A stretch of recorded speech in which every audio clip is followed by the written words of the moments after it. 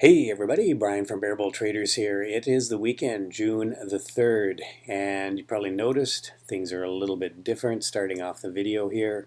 For those of you Bearable Traders in our community, you know I'm traveling. I am away this weekend. I'm back in my hometown here for a high school reunion, so it's been a blast so far.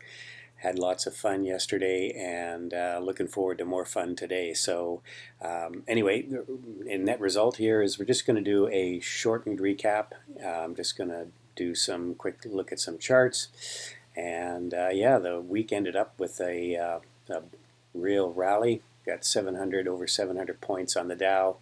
And you know what was driving that? I mean, obviously they got the debt ceiling through, which was a relief. It's kind of a, was fait accompli. It was going to get done at some point, but that was a bit of a relief to get that out of the way. And then, of course, we had the jobs numbers came in. Way more jobs than added than expected, but the employment rate ticked up from 3.5 to 3.7.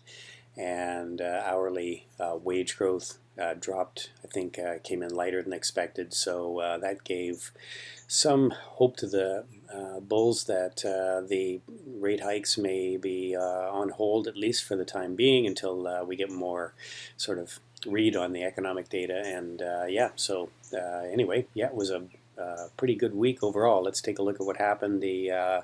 The treasuries, we'll always like to start out with those. They bumped up a little bit here on the week. You can see we're inching up back about 5.5% on the 2-year. The 10-year was also up. Let's take a look at that. It was up a little bit. It's at 3.69.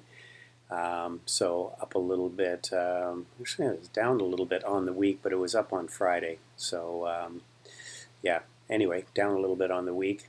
But again, it seems like looking for that soft landing that everybody wants to see.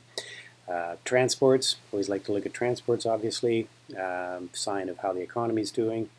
And transports did kind of break out of this sort of trading range here. We got back up here, and it's looking like it's kind of stalled there. Let's take a look at it on the weekly.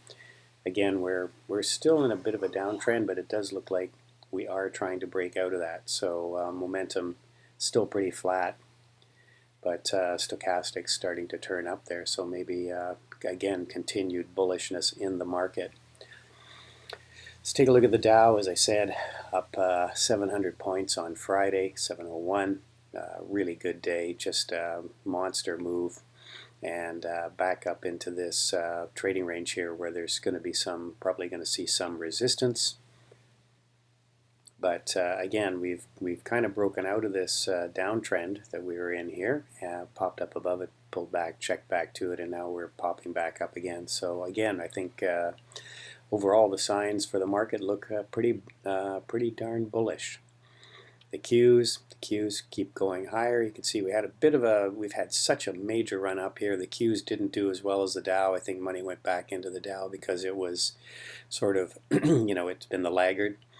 And you can see here the Qs getting really extended. The trend is still up, but we are really extended, and this 360 level looks like an area where we may have this area right in here where we are now, may have to do a bit of consolidation or pullback, but again, not looking for any kind of reversal at this point. The SPY again broke out. There's your 420, and then really broke out Friday. And on a week, you can see the weekly we're starting to break out here again, and again looks very bullish, very bullish. Volume not great. On a big breakout like this, you like to see more volume, so that's the only thing I would say that was kind of a negative on that. I'd like to see more volume come in there. And the IWM, which has been really chopping in this range here for quite some time, did finally break out. Small caps, of course, small caps do well when we're not in a recession or not going into one, so money flew back into there especially on Friday. And you can see we've been trading in this range, this sort of 171 to 179 range, and we broke out of that. So look for more. I would say there's more upside probably on the IWM. The VIX, again, what do you say about the VIX? VIX just breaks down, and just when you think it can't go lower, it does. That's your fear gauge. to a certain degree, and it's just no fear at all. So Thursday had this massive move on the U.S. dollar, and we popped back up again on Friday after the debt deal, and right back, still back up at this prior level of resistance. So dollar still looking strong.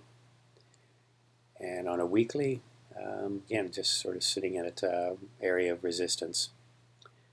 And finally, Bitcoin still really hasn't moved much from this 27,000 level, so we're still hanging around there. So I would say overall, just next week we do have some more earnings coming up.